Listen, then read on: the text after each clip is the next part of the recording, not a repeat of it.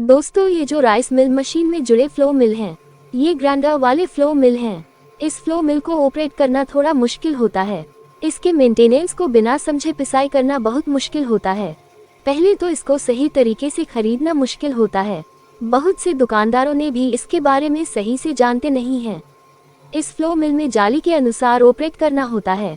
दोस्तों, कुछ दुकानदार इस तरह के कुछ घटिया मशीन को अच्छे बोलकर बेच देते हैं। खरीदने से पहले अच्छी तरह रिसर्च कर लेने चाहिए। बहुत से दुकानदार बड़ा चढ़ा कर बोलते हैं और घटिया मशीन को बेच देते हैं। दोस्तों, इस फ्लो मिल मशीन के जाली बहुत तरह के होते हैं और कुछ कंपनियों के जाली बहुत ही नरम होते हैं। कभी कभी ठीक से पिसाई नहीं कर पाने से भी तुरंत टूट फट जाते हैं। वैसे तो इस तरह के फ्लो मिल कम दामों में आसानी से मिल जाते हैं। अगर कोई इसे खरीद कर तुरंत ही धंधा अच्छे खासे चलना चाहिए ऐसे चाहेंगे तो ऐसा होता नहीं है। पहले तो आपको समझने में ही महीने दिन लग सकते हैं। किस चीज को पिसाई करने पर जाली कितने चलते हैं।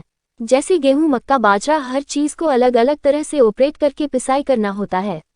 सही से ऑपरेट नहीं करने पर जाली तुरंत टूट फट जाते हैं। दोस्तों, इस तरह के फ्लो मिल मशीन खरीद कर धंधा करना बहुत ही मुश्किल होता है। अधिकतर कंपनियां के फ्लो मिल के जाली टिकते नहीं है। दोस्तों, पिसाई करते समय अगर गेहूं, मक्का नमी हो गई तो जाली तुरंत टूट फट जाते हैं। पिसाई करते समय अगर गेहूं, मक्का नमी हुआ तो जल्दी पिसाई नहीं हो पाता है। नमी गेहूं चेंबर में डालने पर बहुत लेट पिसाई होता है। बहुत देरी तक चेंबर में गेहूं घूमते रहते हैं, जिससे जाली बहुत देरी तक घर्षण होते रहते हैं। गेहूं और जाली बहुत देरी तक घर्षण होने के कारण जाली पतले होते जाते हैं और बहुत जल्दी टूट फट जाते हैं। दोस्तों, और कम सूखे रहने वाले गेहूं, मक्का जाली में चिपक जाते हैं, जिससे पिसाई करने की कैपेसिटी घट जाते हैं।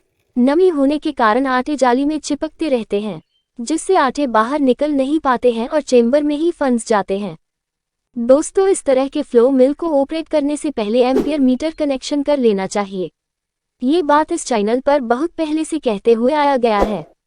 इस तरह के फ्लो मिल में एम्पियर मीटर कनेक्शन होने से चेंबर में कितने लोड पड़ रहा है सब मालूम होते हैं। अगर चेंबर में कितने लोड पड़ रहे हैं मालूम हुआ तो जाली के टूटने फटने से बचाया जा सकता है। दोस्तों, और जितने ज्यादा लोड से मशीन चलेगा उतने ही ज्यादा बिजली खपत होंगे। एम्पियर मीटर कनेक्शन नहीं रहेंगे तो कितने लोड पर चल रहे हैं कुछ पता ही नहीं चलेंगे। अगर चेंबर में ज्यादा लोड हुआ तो आटे भी जलने लगेंगे। दोस्तों, इस तरह के फ्लो मिल खरीद कर बिजनेस करने हो तो इसके जाली मजबूत होने चाहिए। जल्दी जाली टूटने फटने लगे तो कमाई से ज्यादा जाली खरीदने में पैसे चले जाएंगे। कुछ कंपनियां के जाली बहुत ही घटिया होते हैं। अगर मशीन खरीद ही लिए हो तो बहुत सारे कंपनियां के जाली यूज करके देखोगे तभी सही जाली के बारे में समझ आएंगे। दोस्तों, इस मशीन से धंधा करना ही है तो कभी भी नमी चीजों को पिसाई के लिए नहीं डालना है। अगर गेहूं, मक्का नमी हुआ तो 1 घंटे की जगह 2 घंटे पिसाई होने में लग जाएंगे और इस मशीन की जाली फटने पर रिपेयर करना आना चाहिए। कभी कभी गेहूं, मक्का के साथ कीले, कंकड़, पत्थर चले जाते हैं तो जाली रिपेयर करना नहीं मालूम हुआ तो जल्दी ही नया जाली बेकार हो जाएंगे। दोस्तों, इस चैनल पर जाली फटने पर कैसे रिपेयर करके चलाना है बताया गया है। नया जाली को रिपेयर करके चलाना ही होंगी, तुरंत जाली खरीद ही नहीं पाओगे। इस फ्लो मिल मशीन में 0 साइज के जाली से आटे बनते हैं और कुछ कंपनियों के 0 साइज के जाली बहुत ही नरम होते हैं। वैसे तो बहुत साइज के जाली होते हैं अलग अलग पिसाई के लिए। अलग अलग जाली में पिसाई की कैपेसिटी भी अलग अलग होते हैं।